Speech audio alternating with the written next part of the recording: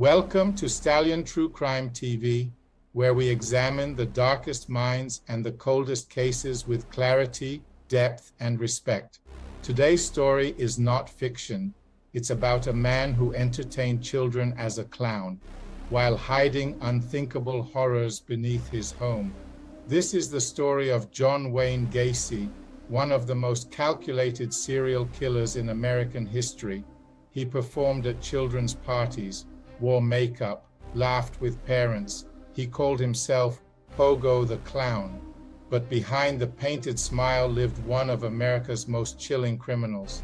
This is the story of John Wayne Gacy, a man who led a disturbing double life that shocked an entire nation. John Wayne Gacy was born in 1942 in Chicago, Illinois. He grew up in a strict working-class household. Despite early challenges, Gacy built a respectable public image. He became active in local politics, started a successful business, and was known for volunteering at hospitals and events, often dressed as a clown.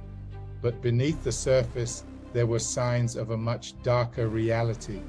In the late 1960s, Gacy served time for a serious offense involving a minor. He was released after serving a portion of his sentence. Soon after, he returned to Chicago and moved into a quiet neighborhood. To his community, he was friendly, helpful, and seemed like a model citizen. He was trusted, respected. But over the next several years, young people began to disappear. Many of them had last been seen speaking to Gacy, often about part-time work or small jobs. Inside his home, he used manipulation, false pretenses, and intimidation to trap his victims.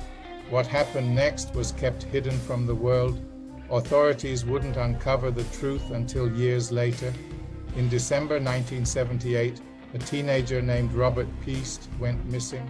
The investigation quickly pointed toward Gacy. Detectives obtained a search warrant and discovered evidence that would link him to multiple missing persons cases.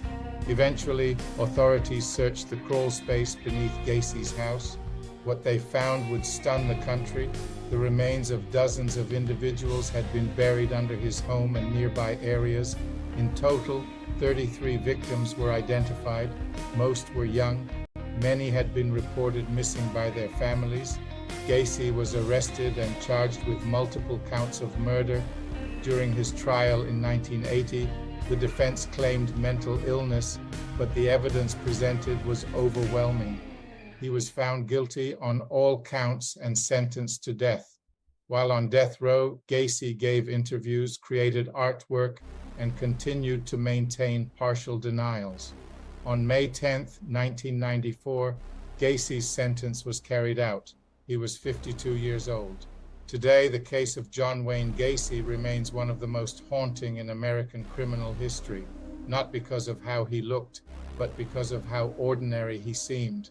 He smiled, he entertained, he blended in, and while neighbors trusted him, the truth was hidden beneath their feet. Gacy's story is a lasting reminder that evil doesn't always appear as we expect.